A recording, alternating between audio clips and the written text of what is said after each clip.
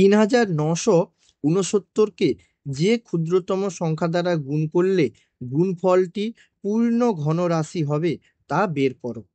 প্রশ্নটি SSC MTS পরীক্ষা 2023 সালে এসেছিল। এছাড়াও এই ধরনের প্রশ্নগুলো অন্যান্য পরীক্ষাগুলোতে আসে।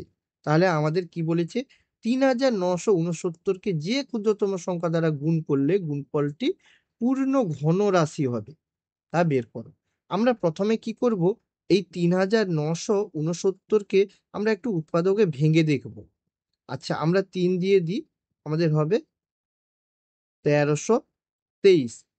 আবার আমাদের ৩ দ্বারা যাবে, ৩ দ্বারা দিই, তাহলে হবে আমাদের ৪৪১। আবার আমাদের ৩ দ্বারা যাবে, হবে আমাদের ১৪৭। আবার আমরা কত দ্বারা দেব, ৭ দ্বারা দেব। ৭ দ্বারা দিলে হবে আমাদের ২১। আবার আমরা ৭ দ্বারা দেব, হবে আমাদের ৩। তাহলে এটাকে উৎপাদকে সাজালে কি পাবো, যে ৩৯৬৯ সমান হবে ৩ গুণিতক ৩ গুণিতক ৩ গুণিতক ৭ গুণিতক ৭ গুণিতক ৩ সমান এটা কত, ৩ এর কিউব, এটা ৭ এর স্কোয়ার, ৩ একটা আলাদা থাকবে।